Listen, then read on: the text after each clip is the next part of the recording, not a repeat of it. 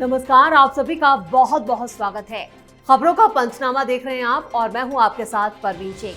हम लेकर आए देश और दुनिया की 5 बड़ी खबरें जिस पर चर्चा के लिए हमारे साथ स्टूडियो में मौजूद हैं कैपिटल टीवी के editor in chief doctor Manish Kumar. Sir, आपका बहुत बहुत स्वागत है। धन्यवाद। सबसे पहले एक नजर आज की टॉप हेडलाइंस पर। घाना के बाद त्रिनिदाद एंड टोबैगो की यात्रा पर पीएम मोदी बोले, भारतीय मूल की छठी पीढ़ी के लोगों को मिलेगा ओसीआई कार्ड। बिहार में वोटर लिस्ट पर घमासान जारी। आरजेडी की राष्ट्रीय कार्यकारिणी की बैठक से पहले लालू प्रसाद यादव का एनडीए पर जोरदार हमला, कहा इनकी गुंडागर्दी नहीं चलने देंगे। 2 दिन के दौरे पर महाराष्ट्र पहुंचे अमित शाह। मराठा योद्धा बाजीराव की प्रतिमा का किया अनावरण। गैर मराठी और हिंदी पर गहराया विवाद। तेहरान में धमाकों के बीच ईरान का बड़ा ऐलान। इजराइल ईरान में होगा भयंकर युद्ध, कभी भी हमले का आदेश दे सकते हैं खामनेई। पाकिस्तान ने 30 घुसपैठियों को मार गिराने का किया दावा, कहा अफगानिस्तान के रास्ते से घुसना चाह रहे थे आतंकी। खबरों में सबसे पहले बात पीएम मोदी की विदेश यात्रा की। प्रधानमंत्री मोदी घाना की अपनी 2 दिन की यात्रा पूरी करने के बाद आज त्रिनिदाद एंड टोबैगो पहुंचे, जहां पीएम कमला बरसात बिसेसर ने उनका स्वागत किया। पीएम मोदी ने पोर्ट ऑफ स्पेन में प्रवासी भारतीयों के लिए बड़ा ऐलान भी किया। उन्होंने कहा कि त्रिनिदाद एंड टोबैगो में भारतीय मूल की छठी पीढ़ी के नागरिकों को अब overseas citizen of India card मिलेगा। इस कार्ड के बाद प्रवासी भारतीय बिना किसी प्रतिबंध के भारत में रह सकेंगे और काम कर सकेंगे। वहीं दूसरी तरफ कांग्रेस ने प्रधानमंत्री की विदेश यात्राओं पर सवाल उठाए हैं। कांग्रेस ने कहा है कि पीएम मोदी उस देश में गए हैं जहां 50 सालों में कोई प्रधानमंत्री नहीं गया।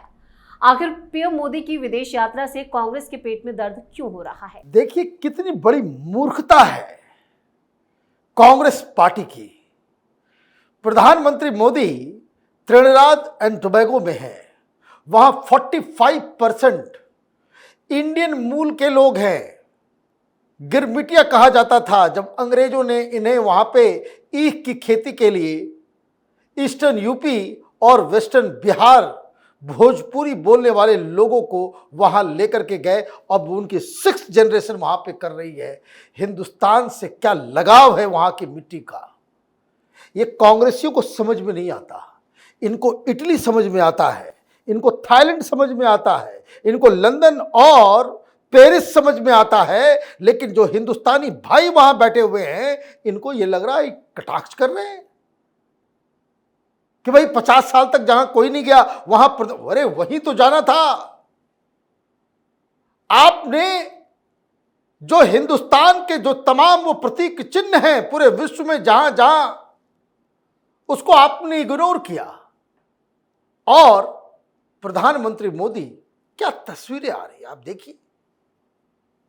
वहां भोजपुरी में ट्वीट कर रहे हैं प्रधानमंत्री, भोजपुरी भाषा बोली जाती है। अजीब किस्म की राजनीति है इस देश के अंदर में। यहां तारीफ होनी चाहिए कि किस तरीके से उस देश की यात्रा पे है प्रधानमंत्री मोदी जहां होली भी होता, दीपावली भी, लक्ष्मी पूजा भी और छठ भी मनाया जाता है, और कांग्रेस पार्टी के पेट में दर्द हो रहा है। यह कांग्रेस पार्टी पूरी तरीके से पदभ्रष्ट हो गई है। जी, खबरों में आप बात वोटर लिस्ट पर मचे बवाल की। बिहार विधानसभा चुनाव को लेकर सियासी घमासान तेज हो गया है। आज इसी कड़ी में आरजेडी की राष्ट्रीय कार्यकारिणी की अहम बैठक भी हुई। मीटिंग से पहले लालू प्रसाद यादव ने एनडीए पर जोरदार हमला बोला। आरजेडी चीफ ने एक्स पर लिखा, संघियों ने देश के लोकतंत्र को इस पड़ाव पर लाकर खड़ा कर दिया है जहां नागरिकों को अपना वोट बचाने और सरकार के मतदान का अधिकार छीनने का प्रयास किया जा रहा है। चुनाव आयोग मतदाताओं को वोट के अधिकार से वंचित करने की साजिशें रच रहा है। चुनाव आयोग मतदाताओं को हतोत्साहित कर उनका मानसिक, आर्थिक और सामाजिक उत्पीड़न कर रहा है। वोट का सत्यापन करने की बजाय नागरिकता साबित करने को कह रहा है। भारत सरकार द्वारा जारी आधार कार्ड तक को स्वीकार नहीं कर रहा। लालू प्रसाद यादव ने राष्ट्रीय कार्यकारिणी की बैठक से पहले जिस तरह का ट्वीट किया है वो क्या है? देखिए, ये कह रहे हैं कि भाई उत्पीड़न हो रहा है, तो मुझे तो लग रहा है लालू यादव को ही उत्पीड़न हो रहा है। भाई लालू यादव ना बोल पाते हैं, न मस्तिष्क काम कर रहा है, न यादाश्त उनकी है, न किसी को वो जान रहे हैं, पहचान रहे हैं। लालू जी के नाम पे आप ट्वीट करवा रहे हो, हैं? सामने में लाके खड़ा कर दो, दूध का दूध पानी का पानी हो जाएगा। ये ट्विटर माध्यम हो गया इन लोगों के लिए। भाई बख्श करो, छोड़ो। अब कब तक लालू के नाम से जो राजनीति आप लोग करते रहोगे? और क्या समस्या है? अगर सब कुछ गड़बड़ी है तो 50,000 आपने बीएलए जो अपॉइंट किया है कि ताकि ढंग से हो जाए, वो आपने अपॉइंट क्यों किया? दोनों चित भी मेरी पट भी मेरी। पब्लिक को इतना बेवकूफ समझ लिया है आप लोगों ने।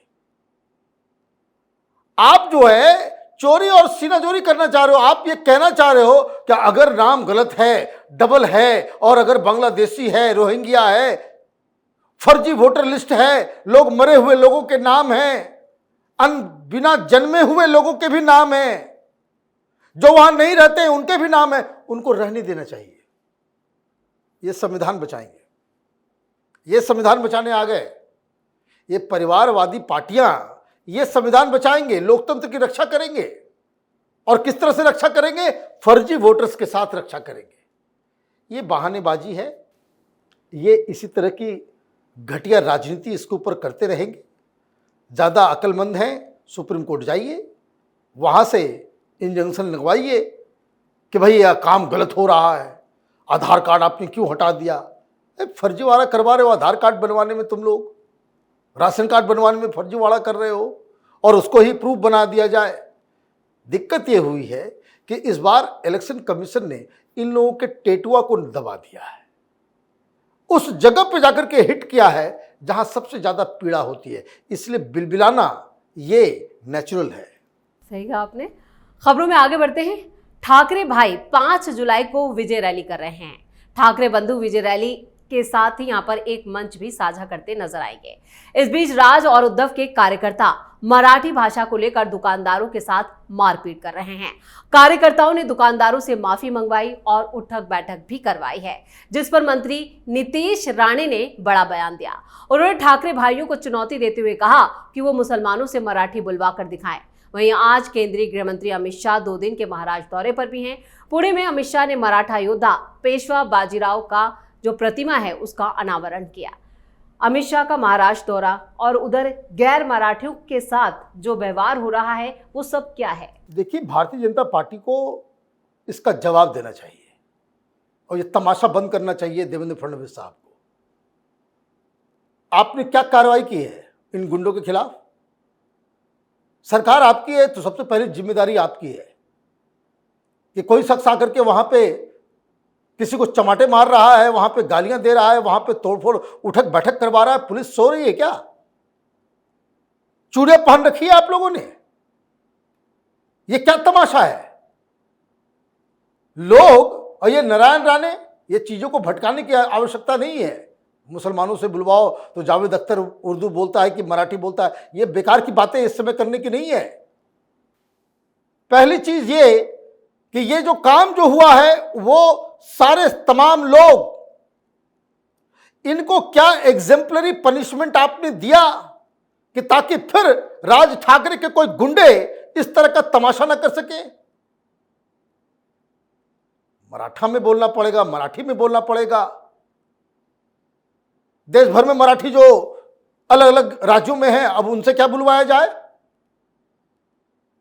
मराठी समाज को ही सामने आकर के इस तरह की गुंडागर्दी का कंडेमनेशन करना चाहिए और बाकायदा इन लोगों से माफी मांगनी चाहिए।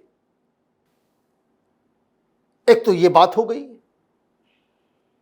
पिटाई हो रही है, तमाशा हो रहा है, हिंदू पिट रहा है, तो कांग्रेस पार्टी के मुंह में दही जम गई है। ये एनसीपी वाले, ये वामपंथी, ये आम आदमी पार्टी, ये अखिलेश यादव, तेजस्वी यादव, ममता बनर्जी, ये तो हर जगह टीवी पे चल रहा है ना। अभी आपका कोई ओपिनियन नहीं है, हैं? अभी कोई ओपिनियन नहीं है। अगर किसी मुसलमान को ऊपर नीचे बिठा दिया गया होता, उर्दू बोलने पे पिटाई हो गई होती, तो अभी लोग छटपटाते पूरा, वॉशिंगटन पोस्ट में आर्टिकल छापने लग जाते लोग। लेकिन हिंदी बोलने वाले हिंदू वो पिट रहे हैं तो सारे लोग खामोश बैठे हुए हैं। जिम्मेदारी भारतीय जनता पार्टी की ज्यादा है और देवेंद्र फडणवीस को फौरन एक्शन लेना चाहिए। इस तरीके से डुअलिटी का अगर काम आप करोगे, यही हिंदू भारतीय जनता पार्टी को केंद्र में भी और राज्यों में भी वोट करते हैं। आग से मत खेलिए, इस तरह की घटनाएं होती है, प्रॉम्प्ट एक्शन की आवश्यकता है। खबरों में अब बात ईरान की। पश्चिम एशिया में एक बार फिर संकट गहरा रहा है। ईरान और इजराइल के बीच फिर से जंग हो सकती है। इस बार आशंका जताई जा रही है कि पहला हमला इजराइल नहीं बल्कि ईरान की तरफ से हो सकता है। दुनिया भर की कई प्रमुख खुफिया एजेंसियों ने चेतावनी दी है कि दोनों देशों के बीच हालात हर रोज जंग की तरफ बढ़ते जा रहे हैं। ईरान ने पिछली जंग से मिली सीख के आधार पर अपनी तैयारियों को और मजबूत कर लिया है। चीन और रूस के सहयोग से ईरान ने अपनी सैन्य क्षमताओं में सुधार किया है। वहीं इस दौरान तेहरान में भी कई धमाके हुए। दूसरी तरफ ट्रंप की चेतावनी के बाद भी ईरान न्यूक्लियर इनरिचमेंट प्रोग्राम से पीछे हटने को तैयार नहीं है। ईरान के इरादे क्या हैं? देखिए, ईरान के इरादे बिल्कुल साफ है, वो लड़ना चाहता है। जितना वो लड़ेगा, वहां की जो खामेनी की सरकार जो है, तो खामनेई साहब चाहते हैं कि भाई सबसे पहले सरकार बचे। वहां पिट पिटाने के बाद, न्यूक्लियर प्रोग्राम के खत्म हो जाने के बाद, you have to save your face. जैसे पाकिस्तान पिट गया हिंदुस्तान से, तो वहां देखिए रोज कोई तलवार निकाल करके डायलॉगबाजी करते हैं कि कश्मीर का मुद्दा, तो ये मुद्दा, तो वो मुद्दा। वो करते हैं क्यों? सबसे पहला जो इनके ऊपर जो खतरा है कि कहीं इनकी सरकार के खिलाफ जनता ना खड़ी हो जाए, तो उसको मेंटेन करने के लिए क्या जरूरी है? तो आप इस तरह के सिचुएशन को क्रिएट कर दें। युद्ध से पहले जो सिचुएशन था, जिसकी वजह से युद्ध का यलगार हुआ, वही सिचुएशन इवन वर्स सिचुएशन जो है अभी क्रिएट किया है ईरान ने। आपने एटॉमिक एनर्जी एसोसिएशन से आपने वापस अपनी एजेंसी से अपने आप को बाहर कर लिया। आप फतवा निकाल रहे हो कि डोनाल्ड ट्रंप और नेतन्याहू को मार देंगे। आप चीन से एयरक्राफ्ट ले रहे हो, फाइटर जेट्स ले रहे हो, आप रूस से मिसाइल ले रहे हो, दोनों से आप एयर डिफेंस सिस्टम जो है आप अपग्रेड कर रहे हो। और सबसे बड़ी चीज़ कि आप ये भी घोषणा कर रहे हो कि हम तो अपने न्यूक्लियर कार्यक्रम में हम आगे बढ़ेंगे। इसी को रोकने के लिए ये सब बवाल हुआ।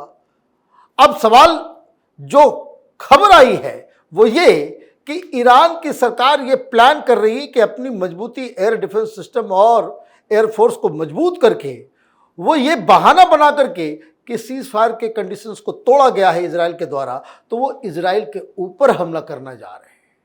तो ये एक बड़ी खतरे का एक अंदेशा है। और आज दो चीज़ और हुई।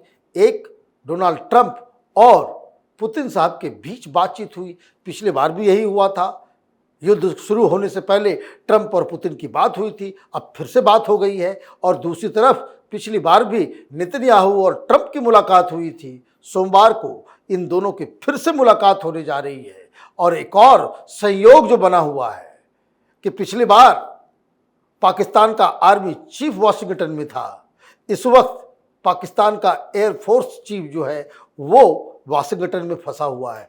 तो सिचुएशन तो यही बता रहा है कि फिर से हमला शुरू होने वाला है। जी, खबरों के आखिर में बात पाकिस्तान की। पाकिस्तान की सेना ने आज एक बड़ा बयान जारी करते हुए कहा कि उन्होंने अफगानिस्तान से लगी अपनी सीमा पर 30 दहशतगर्दों को मार गिराया। सेना के मुताबिक ये चरमपंथी सीमा पार करके पाकिस्तान में घुसपैठ करने की कोशिश कर रहे थे, जिसे सैनिकों ने नाकाम कर दिया। ये घटना पाकिस्तान और अफगानिस्तान के बीच मौजूदा तनाव को और बढ़ा सकती है। पाकिस्तानी सेना के प्रवक्ता ने बताया कि उन्हें खुफिया जानकारी मिली थी कि बड़ी संख्या में चरमपंथी सीमा पार करने की योजना बना रहे, और इसी जानकारी के आधार पर सेना ने पहले से तैयारी कर रखी थी। जैसे ही आतंकवादियों ने बॉर्डर पार करने की कोशिश की, पाकिस्तानी सैनिकों ने उन पर हमला बोल दिया। दोनों तरफ से भारी गोलीबारी हुई, जिसमें 30 आतंकी मारे गए। क्या है ये खबर? देखिए, अगर आप कट्टरपंथियों के ऊपर गोलियां चलाने का आप बहाना बना रहे हैं, तो सबसे पहले तो मुनीर को ही मारना चाहिए। वो तो डिक्लेयर्ड कट्टरपंथी है। उसने तो खुद डिक्लेयर किया है कि हम जिहादी सेना है, हम जिहादी जनरल हैं। इसने तो खुद कबूला है। लेकिन हो क्या रहा है? ये खैबर पख्तूनवा में कल वहां पे जब ब्लास्ट हुआ, घेर के मारा गया, तो उसमें 13 लोग तो उसी समय मर गए, 26 के आसपास पाकिस्तानी सेना के लोग घायल हुए थे। उसमें भी ये बताया जा रहा है कि 10-12 उसमें भी निपट गए, मतलब हेवी कैजुअलिटी हुई। तो आपको तो बताना पड़ेगा, बदला लेना पड़ेगा। और आपने क्या किया, एक और गलती कर दी।